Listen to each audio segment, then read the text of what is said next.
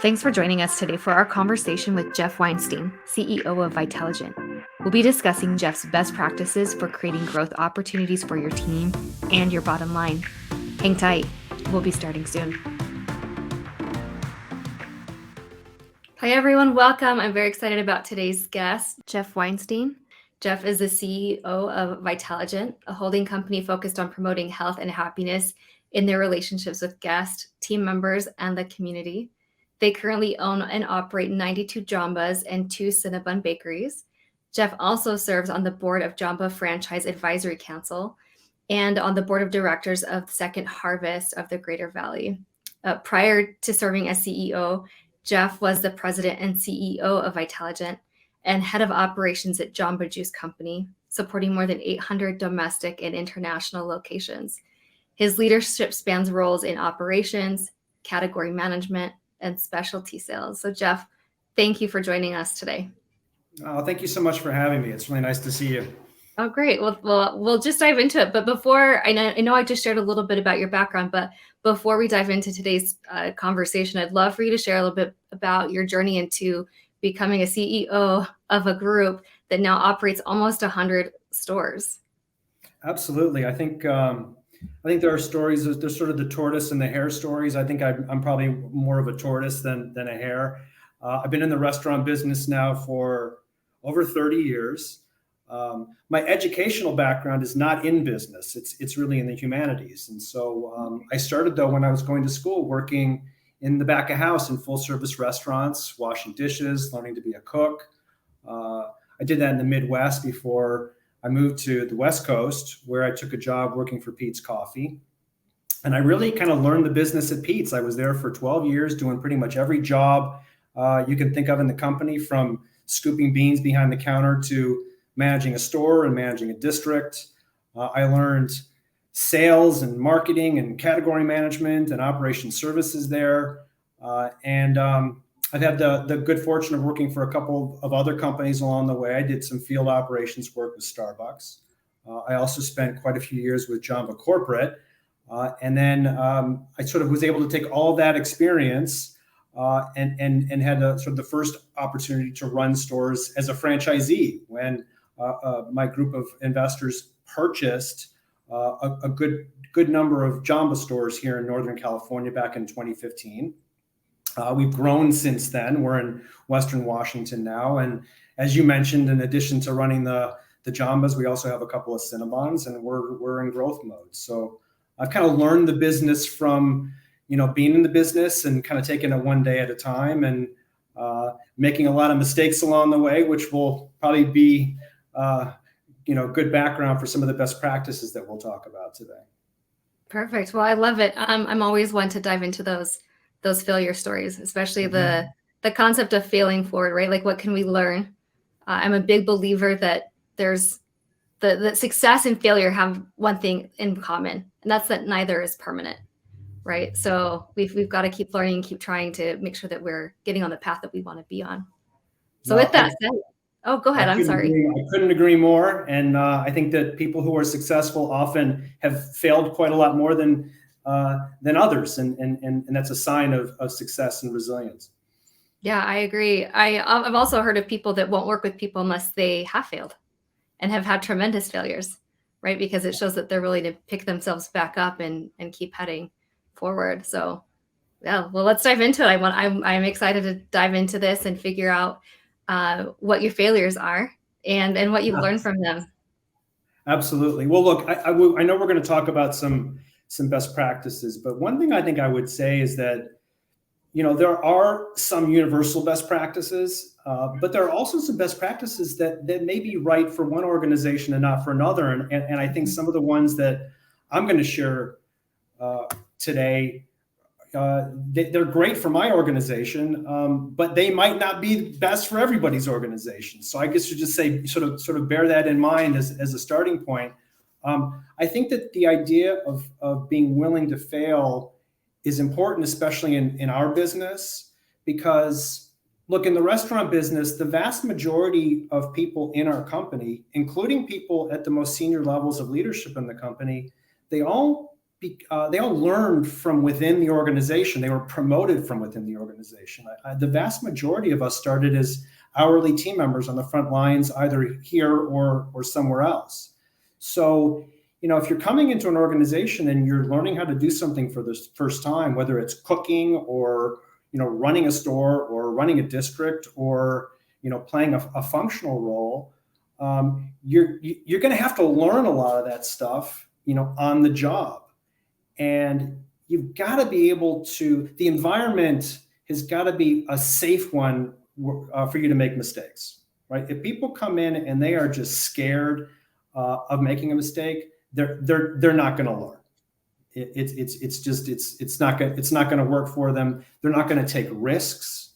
They're not going to be open to change. And I think we all know, even just from these past couple of years, how important being willing to make changes and try some things it is for us to be able to succeed. Right. So how does one go about creating a safe environment where their team can fail, but not necessarily take the business along the way? Well, I think for starters is you've got to give them a little bit of room to fail, but you've also got to give them a bit of a safety net. Right. And so I think that one of the most important ways that you do that is, first, you don't just throw them out there, right? You want to give people really good training and preparation. But then you need to let them know that you're there with them. And that takes a very high level of engagement. It means that you're giving somebody room to, work their plan today or work their plan this week, but you're going to be following up with them tomorrow, or you're going to be following up with them next week to debrief on it. And you can tell them that it's safe, but they're not actually going to believe that it's safe until you show them that it's safe. And the way you show them that it's safe is that, look, if their plan didn't work out so well yesterday, then it's going to be okay. You're going to say, okay, well, what worked yesterday? What didn't work yesterday? It's okay. What adjustments are we going to make today? Right? Tell me what the plan is, and then we'll do this all again tomorrow. And I'm going to show you that the mistakes you may have made yesterday, I'm going to show you that those things are part of the learning process. You're not going to be punished for that. You're just going to be, you're going to have the opportunity to take what happened and translate it into something new and a new plan. And so I think it's by being genuine with people, engaging with them in that meaningful way, that you can show them, hey, it's okay, and I'm here with you, and we're going to fix the things that maybe we broke. And then once we're having successes, we're going to celebrate those successes together. Yeah, I think that's important. Celebrating the successes, but also having those meaningful conversations around maybe the hurdles that you faced along the way. Sure. I recently heard someone share the concept, and I might be butchering it here, but basically spotlighting failures, right? Like making an opportunity for you as a leader to kind of share yours with your team and have your team share theirs with the rest of the team, right?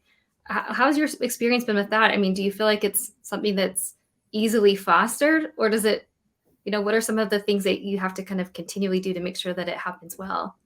Well, one of the best ways to teach people and to role model in our business is through storytelling.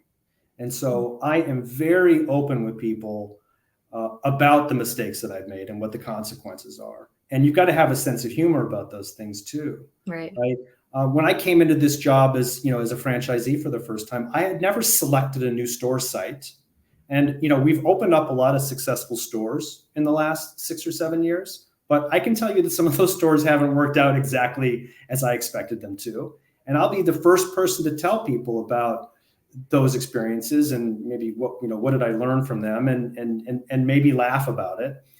I think that we've all selected people for our teams, and it turned out that those people were not the right fit for the team. And, without ever always respecting people's privacy, you need to be able to tell people about those mistakes when you've made them. So I think that being vulnerable yourself and sharing with people what your own mistakes have been is a really good way of role modeling that. And then people will trust you more. They'll feel more comfortable knowing that it's really true, that they can fail sometimes. That's great. Love it. Yeah. So there's something that you hit on there that I think dovetails really nicely into kind of the next learning that you've had, which was, being able to share all that openly, right? Making sure that there's some transparency there that happens. But what are some other key best practices on that same concept that you would share with us? I think that there are probably some organizations that may not want to go quite as far as we do with transparency, but and this just may be a personality quirk of our organization, but we have this mindset where we sort of insist on transparency. And the way that I think about that is that we don't have meetings after the meeting. We try to make sure that whether it's at the store level or I think the best example is with our district managers, right? Is that when we sort of insist on people getting out onto the table whatever is on their mind. And I think about it a little bit like, well, do you have siblings? Oh, yes, many. Yeah. I'm one of 9. You're one of 9. And so I imagine that sometimes the conversations between you and your siblings can be somewhat animated sometimes. Absolutely. Yeah. Well, so the thing with I have a brother and a sister as well, and I probably argue more with my brother and sister than I do with most people. And we have the most candid conversations, but they're also, look, I'm always going to be first to have their back and defend them. And I think that's a really important team dynamic. I think that everyone really needs to be able to speak their mind. If they've got something to say, they need to say it there in the meeting. And that way everybody's voice gets heard. It doesn't mean that we end up doing what everybody wants us to do, but at least we've heard the best ideas and nobody feels like they haven't been heard.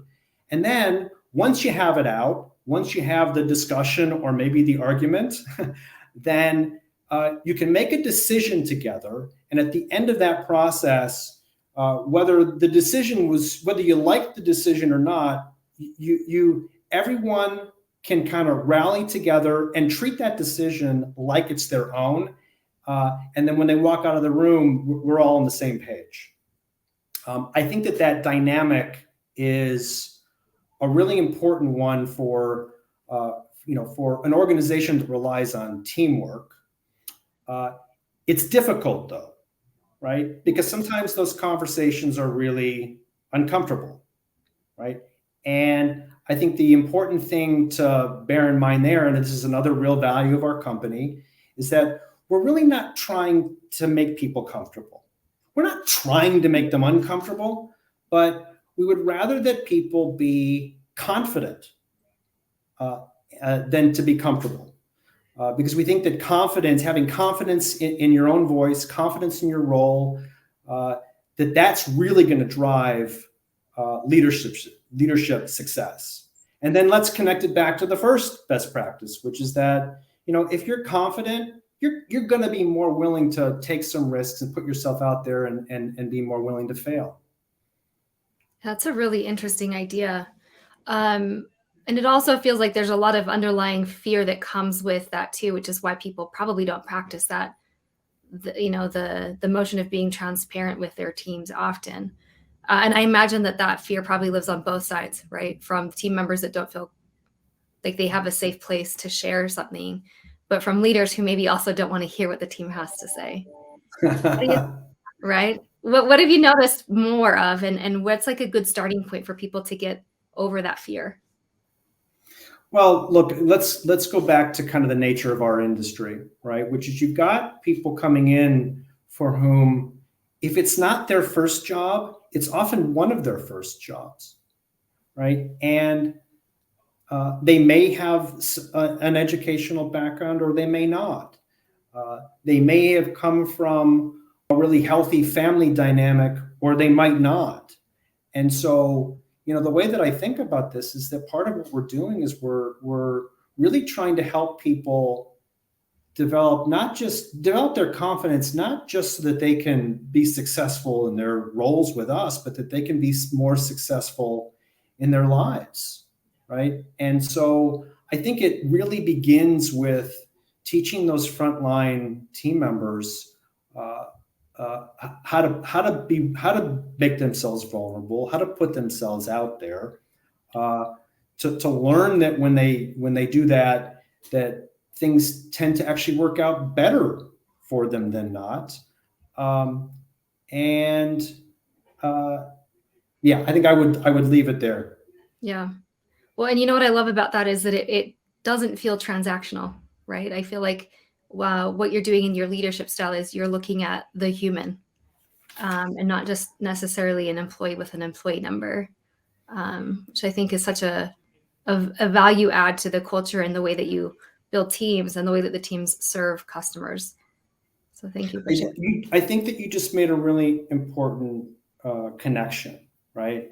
Which is that we've got to be genuine with people because we're asking them to be genuine with our guests, right? We're not a transactional business. Now, there are transactional businesses in the restaurant business, right? Sometimes it's about, and that's not right or wrong. That's just the nature of that. Some restaurants are different, right? And sometimes it's about speed. It's about getting them through the line. It's about it's about getting them their product fast. It's a transactional business, but our business. I mean, sure, being fast is important, but I think that what we've really come to understand about our guests is that it's even more important to them that that they feel acknowledged and recognized and cared for.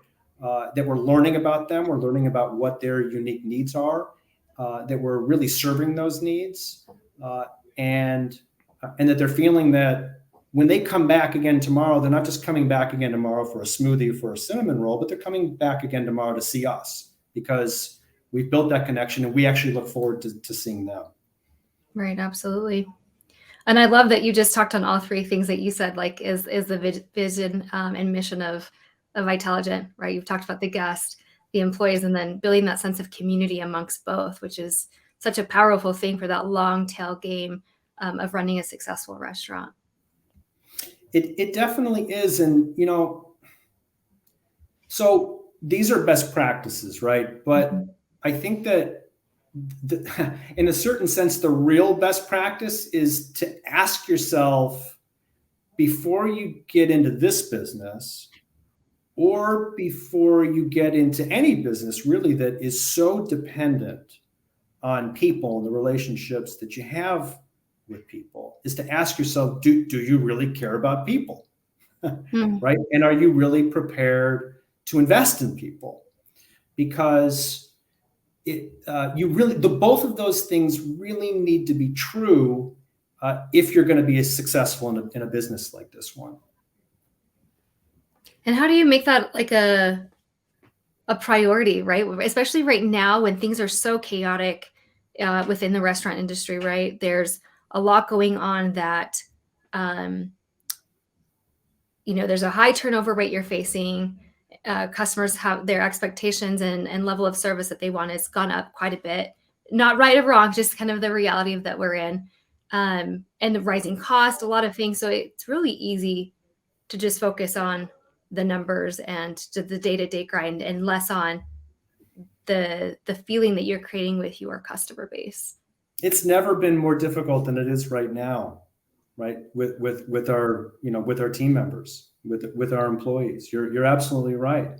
Look, it's been at the top of the list these past couple of years. I mean, safety is always important, but we've had to make clear to people, and this has had to be reflected in all of our decision making, right? Is that we put safety first in all situations, right? So I think I'd say that as a starting point. I think that the way that you really reinforce that is that you treat each individual as an individual, and you instead of just thinking about what can you as my team member, what can you do for me? You've got to really think about things through the lens of what's best for them, right? And what is a positive outcome going to be for them? Now, look, when you're really trying to focus on positive outcomes for people, usually those interests overlap with your interests as your interests as a company, right?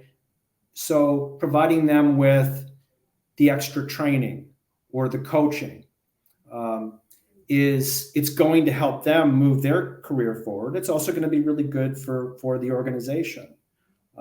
Always trying to understand what's important to them in terms of benefits and being willing to adjust the benefits that you're able to offer them so that you're hitting the ones that are most important to them. But I think that it's also really important that, as you're focusing on what's in their best interest, that sometimes you sort of not only have to accept, but you have to celebrate positive results that might not be in your best interest as an organization. It may be that you've prepared somebody for a level of leadership that's now enabling them to go do something outside your organization, and you need to celebrate that, and you need to show everybody in the organization that you're celebrating that. We just had a general manager who's been with us from the beginning, from when we, from since 2015, and really one of the strongest general managers in our company. And, he has managed increasingly large volumes of business.